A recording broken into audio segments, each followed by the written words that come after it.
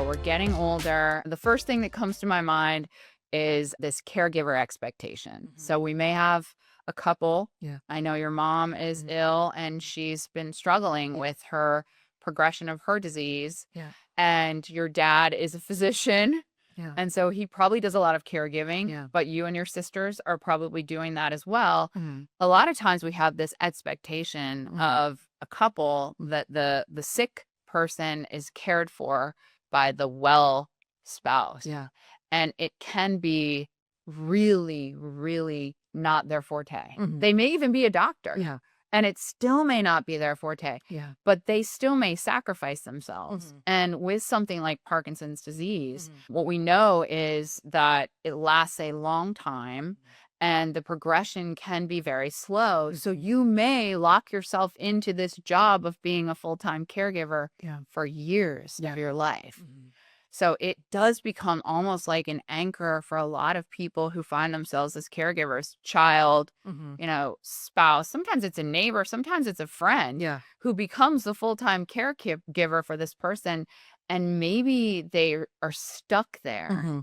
And it's like this expectation of everyone around you that you sacrifice your whole life to become, and you may not even be good at it. That's what, it's funny you say that. So I've had several discussions with my father because my dad's an only child. Okay. His parents lived next door to us growing up here. His dad had a stroke when his dad was 60. Oh. And so my dad moved in next door to him and we had a sidewalk connecting the two houses and my dad was over there every night and he caregave for my grandfather. So he passed and then my grandmother got cancer and he caregave for Oh my gosh, okay. your dad. So that's the model and that's the expectation. And so the my mother watched all of that, right? Yeah. So now that my mother is sick, my mom, both of those things were rather acute or quick. Yeah. My mom's condition is much more prolonged.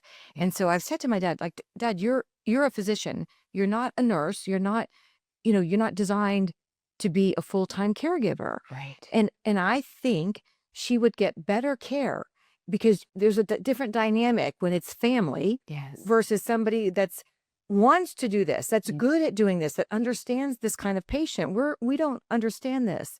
And I said, then you can go back to being the role of a husband, not a caregiver.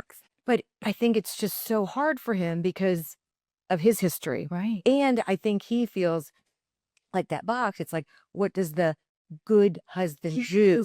Yes. And I'm trying to get him out of that. That's just something in his head that there's no law saying that's what a good husband is. Right. So I've got somebody just started 2 nights a week now, spending the night in the house so that at least he can spend the night and have a night's sleep because that can affect the caregiver if you're not getting a full night's sleep.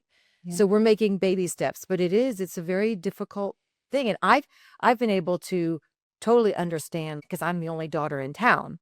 So I'm like, okay, what is my role? And I know I am not a good caregiver. That's not in my either. Yeah. But I now have taken over all their finances. I do everything paperwork wise, administrative, run the house, but don't ask me to spend the night. Like I know that that's not it's not my forte. Yeah. It would not serve either of us. Yeah. But I'll pay for someone to come in and do that for you. Right. So I've been able to create boundaries over on what I believe I can provide that's in my skill set that will best serve them. This message that you're talking about right here is like an essential part of what we do because so many families are struggling with this exact issue. It's like, how can we get that primary caregiver back into the role as daughter or spouse? Because when you're worried about when is the next medication due, you can't then talk about the beautiful life that you had together and like, how are we going to spend time together? Instead, you're so distracted by, the caretaking aspects of it that sometimes you're no longer a spouse. Now, all you are is trying to be that caregiver all the time. And like, especially as we get closer to death. And what we really want during that time is to be focused on the beautiful time that comes before we actually do die. And it's quite magical. And so like when we can get children to go back into those roles of like, I love my mother, and having your dad really just talk about like how beautiful a life they've had together, whether she can hear it and understand it or not. Yeah. It can be such a magical time, and let somebody else Right. manage the meds and help her from wandering at night or whatever. Right. Yeah, I love that. I Yeah. love that. That's a beautiful example and in real time Yeah. of what unfortunately so many families struggle with. Yeah.